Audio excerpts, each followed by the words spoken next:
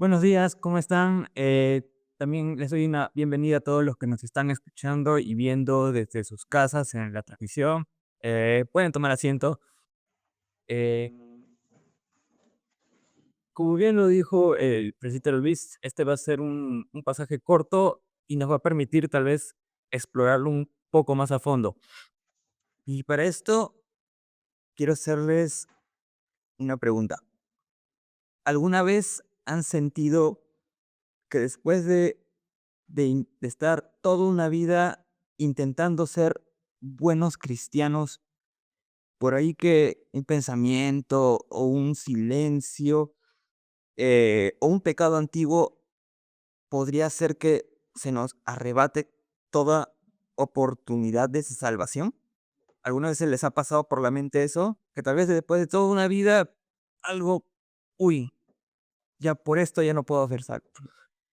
Bueno, pues esa sensación de estar tal vez caminando por la cuerda floja, ese miedo que al final Dios nos mire y nos diga: "Uy, ¿sabes qué? Por esto tú no vas a poder formar parte de la eternidad". Ese miedo es lo que hoy día vamos a desmantelar, ¿no? De que tu esperanza no depende de tu fidelidad, sino más bien de la incapacidad de Dios de dejar de ser quien es. Y para comenzar, quería contarles algo que vivía cuando era niño. Tenía unos 8 o 9 años, más o menos. Yo vivía con mis papás en la casa de mis abuelos paternos y lo en los momentos que nos juntábamos a almorzar, mis abuelos siempre tenían una idea, ¿no? De que, bueno, en el contexto de que nosotros vivíamos en una casa de 2 esteras. Y siempre había esta idea de, pero nosotros los pobres, y había como una separación social, ¿no? Pero siempre al mediodía veíamos un programa comiendo en el Canal 7 que se llamaba Mediodía Criollo. No sé si lo recuerdas. Y había por ratos, escuchaba a veces cantantes que, que siempre había una canción particular que me llamaba la atención, con todo ese contexto, ¿no? Y la letra de la canción era algo así. ah, Luis Enrique el plebeyo, el hijo del pueblo, el hombre que supo amar y que sufriendo esa infame ley de amar a una aristócrata, siendo plebeyo él. Y yo me ponía a pensar eh, que esa barrera, no, ese bloque que te dice, no, tú no puedes acceder a esto, ese ser plebeyo es una condición, ¿no?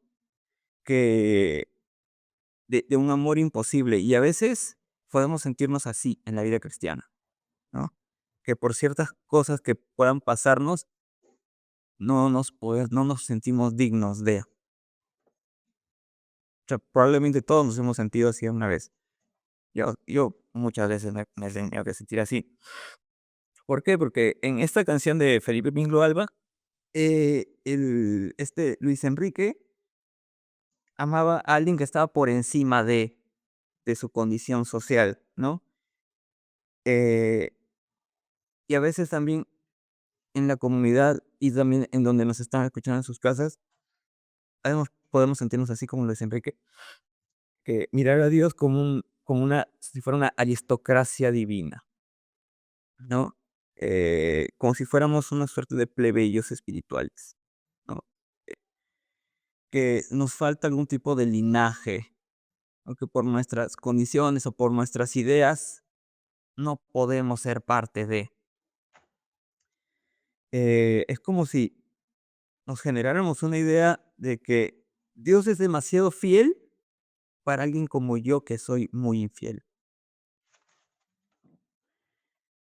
Pero, y aquí hay algo que tal vez Felipe Pinglón no pudo escribir, pero que el apóstol Pablo sí pudo hacerlo. Lo curioso es que fue desde una cárcel en Roma. Pero ahora, vayamos al texto. El texto comienza con una frase que dice: palabra fiel es esta. Y aquí Pablo está escribiendo esto encadenado, ¿ya? Y él sabe que en cualquier momento va a perder la vida, ¿ok? En cualquier momento. Y Timoteo, su discípulo, está muerto de miedo, ¿ya? ¿Pero por qué? Porque en Éfeso lo que enfrentaba a Timoteo era una serie de discrepancias en torno a gente que muchas de ellas decía de que la fe es un negocio y que todo eso que están viviendo, el tema de la resurrección ya ha pasado. Entonces, justamente por eso tú puedes hacer de tu vida lo que quieras. A eso se enfrentaba Timoteo. Y tal vez porque él se sentía solo batallando con todo eso, las fuerzas a veces y los ánimos flaqueaban. Y ahí es donde la palabra de Pablo en sus cartas viene a reforzar la idea que venimos viendo. Porque claro, lo que al final tenía Timoteo es probablemente con lo que todos podemos identificar, ¿no? Una fatiga del alma, ¿no? Puedes tener toda la energía del mundo, pero a veces en el aspecto espiritual algo no anda bien a veces, ¿no?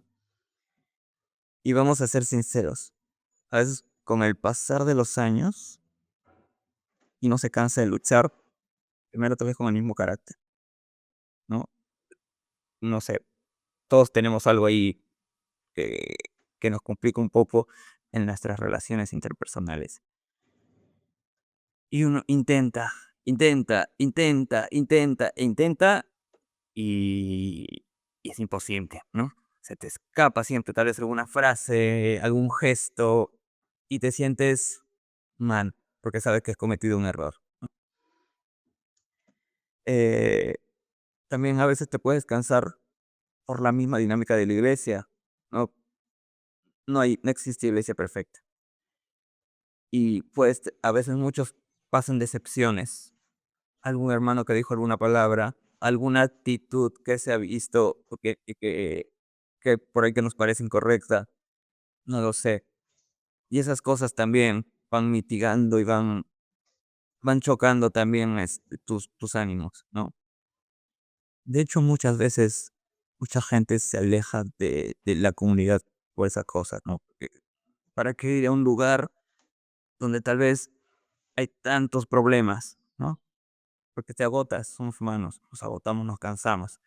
Y aún más en este verano, tal vez con el calor limeño, que tampoco no contribuye mucho a esas cosas. Y en lo personal, que a mí me gusta el frío, más todavía. Eh, y ahí es donde justamente aparece la tentación de negar a Dios. Pero no en el sentido de decir, ¿sabes qué? Dios no existe, sino más bien negándolo con nuestra desesperanza, ¿no? Negándolo con como pensamos que nuestros problemas pueden ser mucho más grandes que su soberanía, ¿no? Ahora, Pablo en este pasaje está citando un himno de la iglesia primitiva, ¿no? En los versículos 11 y 12. Dice que si morimos con él, también viviremos con él. Si perseveramos, también reinaremos con él. Y escuchar muy bien esto. La vida cristiana no es un contrato que si te portas bien te voy a pagar. No se trata de eso, ¿ok? Es una unión vital. Eh, y esto de aquí se trata de identidad, ¿ok? No es algo que estás firmando y con una serie de reglas, no. Es una unión. Y aquí tu identidad es absorbida por la de Cristo, que como Pablo dice, si morimos con Él, vamos a vivir con Él. Y de eso se trata. Es una toma de decisión. ¿Qué significa esto para nosotros hoy? Significa que cuando Cristo murió en la cruz, ese tú infiel, ese plebeyo que no da la talla, también murió con él, ¿ok? Toda esa brecha, todas esas imposibilidades que nos impiden ponernos delante de Dios, muere en la cruz.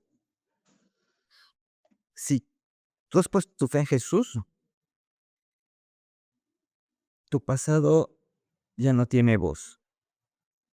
O a veces dicen, lo pasado pisado está. De eso se trata. Todo tu historial de errores, todo ese currículum con una serie de cosas que probablemente la gente te pueda estar acusando, eh, Dios ya se olvidó de eso. Y tienes una nueva identidad en Cristo, ¿no? Y tu identidad es, eres su hijo amado y te va a ver de esa manera. Hay que tenerlo siempre presente. Y, y aquí viene una tensión en el texto. Si lo negamos, Él también nos negará, ¿no? Si lo negamos, Él también nos va a negar. Y muchos posiblemente se quedan atrapados ahí, porque puede sonar poco complicado esto, ¿no? ¿Cómo, cómo se puede entender? Y podemos entrar en pánico, ¿no? Eh, y si yo le niego porque tengo miedo, miedo que rechazo social, la familia, no sé, diversos tipos de relaciones que uno pueda tener en la vida. Eh, Tal vez el caso de Pedro, ¿no? Pedro lo negó 3 veces, pero, y esto me encanta, ¿lo negó Jesús a Pedro? ¿Mm? No, Jesús más bien lo que hizo fue restaurarlo, ¿no? Entonces, ¿qué cosa es lo que está hablando aquí Pablo, no? ¿Qué cosa es lo que está diciendo realmente cuando dice, él también nos negará? Pues, está hablando de aquellos que rechazan el sistema de la gracia por completo. Ah, aquellos que dicen, yo no necesito a Cristo, yo no necesito todo esto que ustedes exponen que se trata del Evangelio, eso yo no lo necesito. Y yo puedo vivir mi vida como mejor me parezca. Eso al final es eso. Pero para nosotros que estamos aquí, porque el pecado también nos puede doler, nos puede afectar bastante, ¿por qué te preocuparía fallarle a Dios? Y el versículo 13 es lo que aclara todo este panorama. Que y aquí llegamos al punto, tal vez donde la mayoría nos podemos sentir identificados. Porque Pablo escribe esto: si fuéramos infieles, hacia cabrón, siguiendo la línea de la canción de Felipe Pingorano, si fuéramos plebeyos, él permanece fiel. Ojo, de nuevo, si fuéramos infieles, él permanece fiel. Y aquí hay que detenernos un segundo, porque en el griego original, esta infidelidad no es solo un error chiquito, para nada.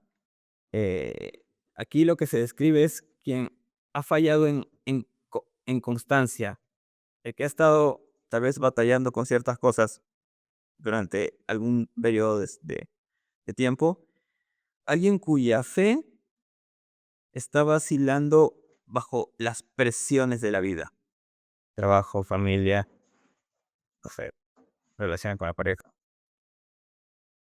todo eso.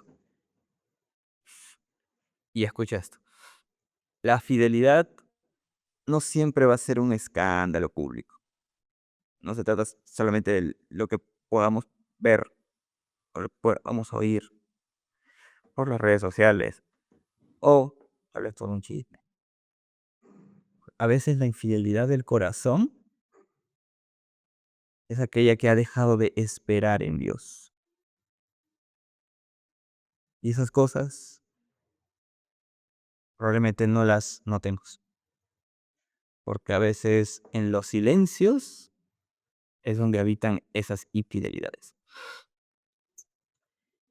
Y es como cuando alguien dice, ¿para qué voy a orar por un hijo si es que este no va a cambiar nunca, ¿no? ¿Para qué voy a orar por tal persona si mira cómo tiene su vida y no cambia? O sea, pasan los días, semanas y no pasa nada. Pasan los años y no pasa nada. Yo recuerdo que a 2 casas de mi casa, ahí había una hermana que desde que me vio llegar, ella me decía siempre: "Yo he estado orando por ti". Y eso fue más o menos cuando tenía 12 años, cuando mis padres se separaron. Pasaron como 10 años y es que yo pude tomar una decisión conscientemente por Cristo. 10 años, no fue una semana, no fueron días. No fue tal vez por una ruta de discipulado que alguna iglesia. Fue un largo periodo. Y aquí es donde tenemos que ser bastante pacientes con las personas, sobre todo cuando hacemos algún tipo de acompañamiento, porque Dios trata de una manera particular con cada uno. No, la vida cristiana no es una fórmula de hacer esto, esto y esto y va a pasar esto. Dios trata de una forma conmigo y Dios trata de una forma contigo. Probablemente sea bastante diferente por los contextos. Ok. Y si estuviéramos en una transacción comercial, tipo cuando vas a hacer un pago en el banco, vas a hacer un contrato, si tú fallas a tu socio, ¿qué cosa sucede? Mm, Deudas, eh, puedes meter un juicio, muchas cosas más, ¿no? El contrato obviamente se va a romper. Y de nuevo, vivimos en el argumento del libro Pingo la Alba en tema del plebeyo. Si el plebeyo de nuestra canción falla en su lealtad, ¿qué cosa le va a pasar a este plebeyo? Va a ser expulsado, ¿no? Del sistema. Pero el evangelio, ¿saben? No es un contrato comercial. Mm, mm. Es un pacto de sangre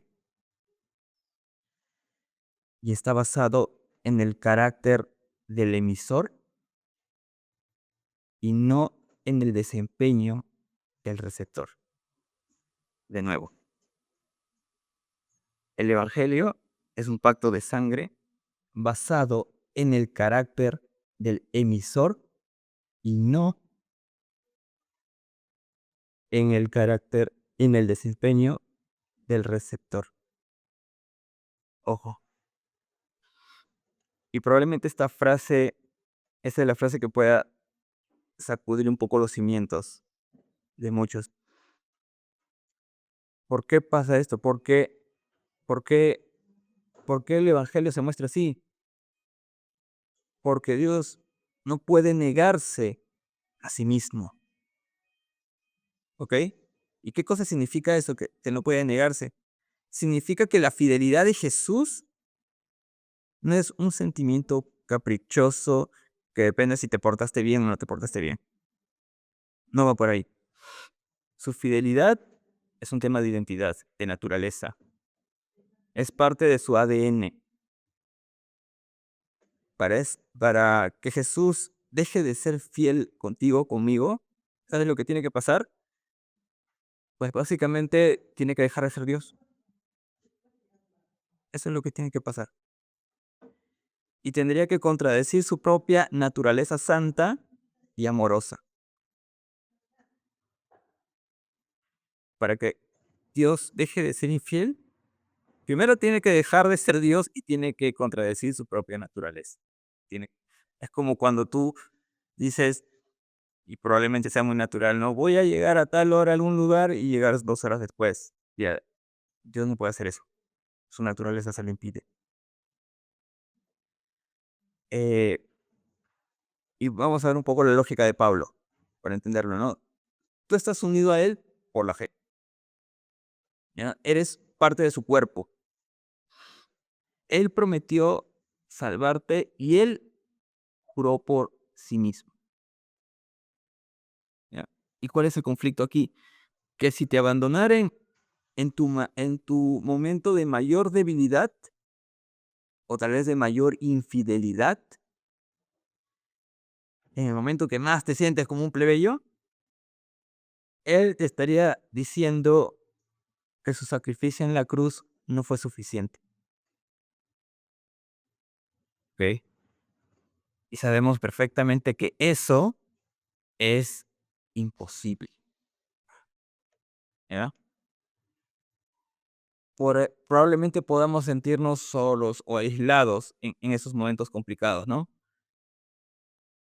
Pero recuerda esto, no, una cosa es sentirse solo y otra cosa es estarlo. Podemos sentirnos cansados, podemos sentirnos hambrientos, podemos sentirnos de diversas formas, pero al final es solo una emoción y tenemos que dejarnos guiar por justamente esto, que no puede negarse a sí mismo.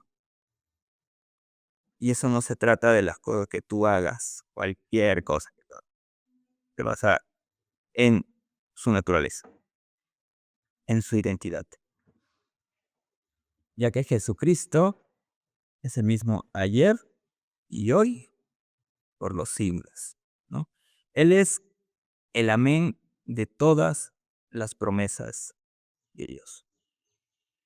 De nuevo, Jesucristo es el mismo ayer, hoy y por los siglos. Él es el amén de todas las promesas de Dios. Un ejemplo claro de esto. De nuevo, vamos con Pedro, ¿no? Pensemos en Pedro en el patio del sumo sacerdote, eh, y vemos cómo lo negó Jesús 3 veces, ¿no? Y en ese momento, posiblemente Pedro haya sido el hombre más infiel de la historia. ¿Por qué? Porque él rompió su promesa de morir con Jesús, ¿no? Y lo dijo de una manera airada, ¿no? Por su carácter. Ahora, ¿qué hubiera pasado si la salvación dependiera de la constancia de Pedro? Pues lo más probable es que no tendríamos apóstol Pedro, ¿no? Pero ¿qué pasó? El resucitado fue a buscarlo a la orilla del mar. Ojo. ¿Y por qué? Porque Cristo ya había orado por él para que su fe no faltara. Cristo no podía negarse a sí mismo. Ya. Pero, y como Pedro era suyo, Cristo permaneció fiel a Pedro, incluso cuando Pedro no permaneció fiel a Cristo.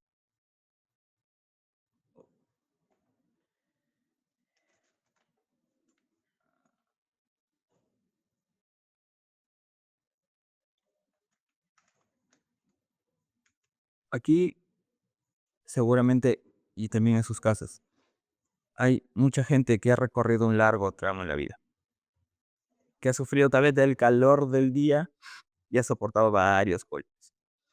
Y quizás, tal vez, una que otra burla por la fe, ¿no? Y a veces, al final de la carrera, uno puede sentirse que flaquea. Ya, ya no puedo. Me falta la energía de antes. Ya no tengo la misma fuerza. Las rodillas tal vez duelen un poco, ¿no? Eh, por eso Pablo lo que le está diciendo a Timoteo es, no mires tus cadenas, no mires tu timidez, fócate en mirar al resucitado, ¿ok? Porque tu perseverancia no es una hazaña tuya, es el fruto de que Dios te está preservando, ¿ya? Él es el autor y consumador de tu fe. Él comenzó la obra, y escúchame bien, Él la va a terminar, ¿ya? Pero no porque tú seas muy fuerte, no se trata de eso. Que lo que se trata es que Él es incapaz de dejar las cosas a medias. De nuevo, al ser Él el autor y consumador de tu fe, Él comenzó la obra y Él la va a terminar, ¿ya? Y no porque seas tú muy fuerte, no porque tengas muchos años en la fe, no porque hayas estudiado y hayas sacado la mejor nota en algún instituto bíblico. No se trata de eso. Es porque Él es incapaz de dejar las cosas a medias. Si observamos bien el pasaje, nos vamos a dar cuenta de que esto no se trata de gente súper espiritual. Se trata de un grupito. Los que han estudiado teología, los que llevan muchos años en la fe. Si esta comunidad tiene un determinado grupo de personas, yo les aseguro que todos tienen una batalla secreta con la culpa. Todos. En algún momento la ha pasado. A veces pensamos de que Dios es solo fiel con los especiales, ¿no? Como dice la frase, con el ungido del Señor, ¿no? Con los que nunca dudan, con los que aparentan perfección. Pero Pablo dice, si somos muertos con Él, ¿no?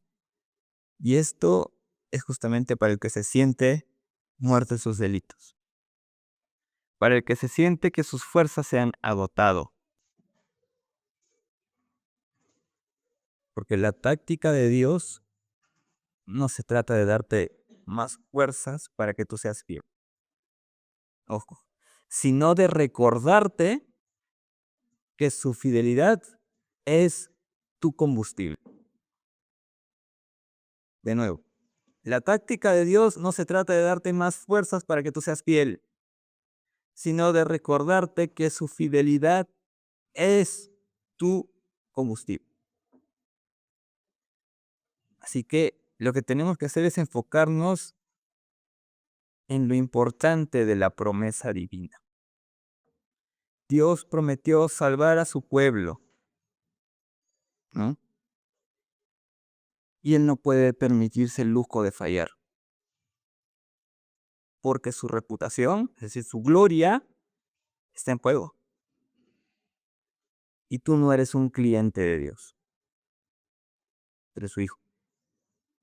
Has sido comprado a precio de sangre.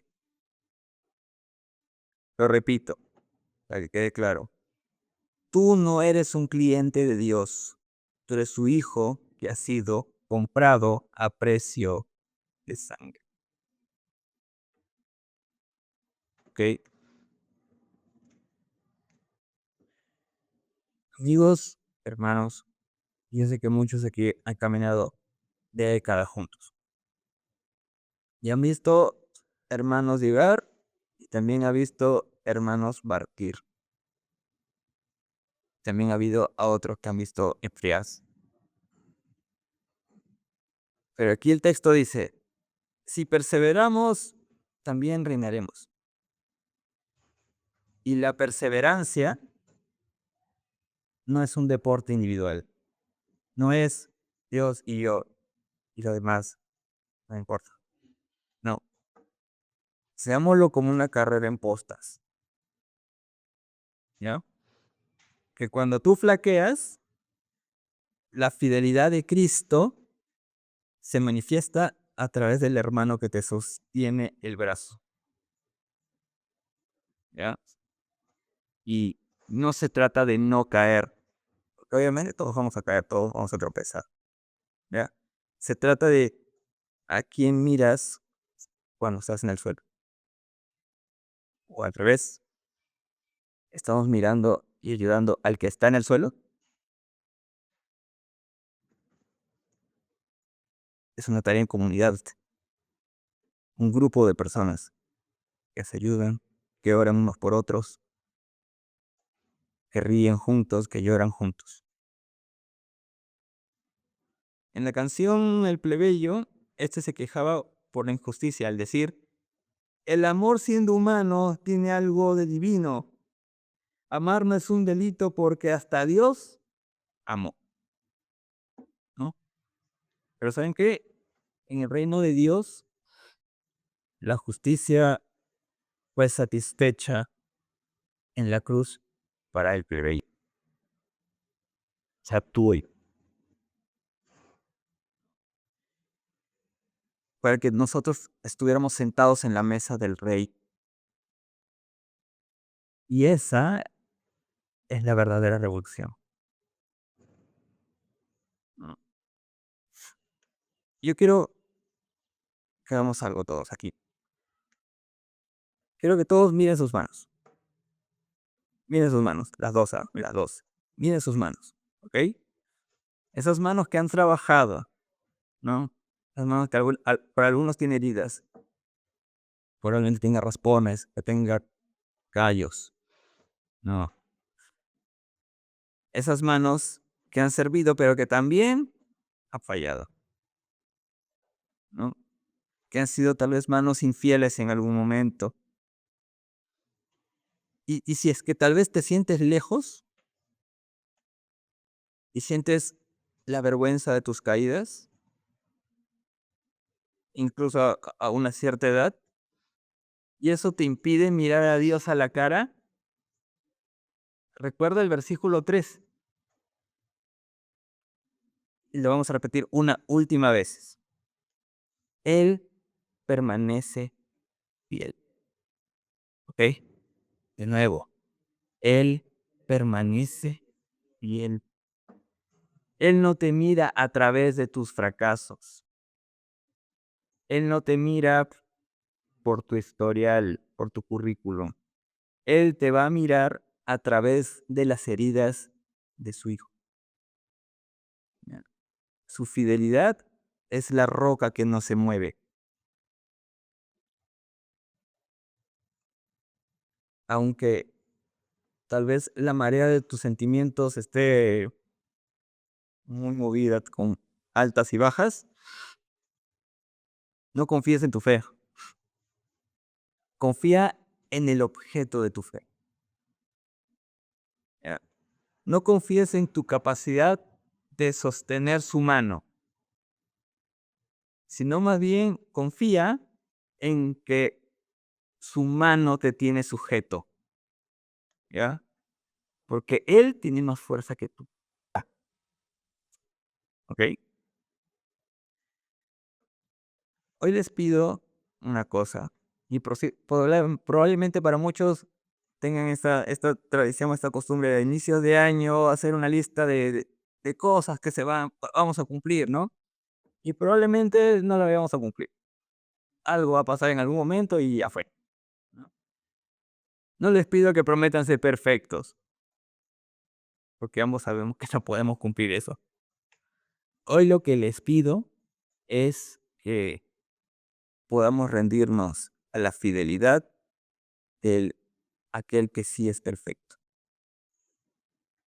Que al salir de aquí, que al caminar por las calles o escuchar tal vez a lo lejos alguna melodía de nuestra tierra, que vieron que a veces son bastante profundas y reflejan mucho el dolor de la sociedad, o cuando en el silencio de la noche que les traiga algún recuerdo de sus errores, quiero que se hagan esta pregunta en el profundo de su ser, también para las personas que nos están viendo por las redes sociales. Si hoy mi vida dependiera de la constancia de mis promesas a Dios, obviamente estaría perdido, ¿no? Pero ¿estoy realmente descansando en la promesa que Dios se hizo a sí mismo de no soltarme jamás? Lo repito. Si hoy mi vida dependiera de la constancia de mis promesas a Dios, obviamente voy a estar perdido. Pero ¿estoy realmente descansando en la promesa que Dios se hizo a sí mismo de no soltarme jamás? ¿Estoy descansando en esa promesa? Si puedes descansar en esa verdad, entonces ya no eres un plebeyo mendigando amor. Eres el hijo del rey, asegurado por una fidelidad que ni la muerte puede romper. ¿Ok? ¿Por qué? Versículo 13. Porque Él permanece fiel. aunque tú y yo seamos infieles. No puede negarse a sí mismos. ¿Qué le parece si oramos? Amado Señor, gracias por tu carácter. Gracias por mirarnos con compasión, por mirarnos con amor y por mirarnos con fidelidad, aun cuando a veces no podamos ni siquiera darte la cara, porque, seamos sinceros, a veces estamos manchados de culpa, estamos manchados de cosas que tal vez a ti no te agradan. Pero tú, aún en medio de toda nuestra inmundicia, permaneces fiel. Y vas y nos buscas al igual que Pedro, aquel que tú ya habías orado por él, aquel que dijiste tuyo, separado para ti. Permítenos siempre recordar eso, que somos tuyos. Y en esa comunión no se trata de lo que podamos sentir, no se trata de nuestra fidelidad. Se trata de tu carácter, de tus promesas, de que es imposible que tú cambies. Que fuiste el mismo ayer, hoy y siempre. Y por eso siempre permaneces fiel.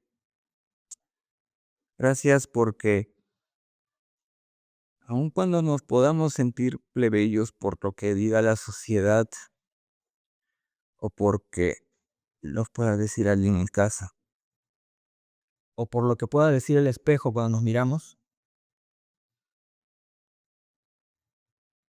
nuestra identidad es contigo y somos tus hijos amados, hijos del Rey que se sientan a la mesa con el Padre, que aún en nuestras manos, que con el paso de los años se ven desgastadas, con las rodillas que a veces crujen, que no nos permiten tal vez ir por la vida como lo hacíamos en los años jóvenes, tú permaneces fiel. Gracias por tu carácter, por tus promesas y por lo que vas a hacer en la vida de todos los que están aquí presentes y los que nos están viendo en sus casas. Gracias te damos en el nombre de Jesús. Amén. Dios lo bendiga, hermanos.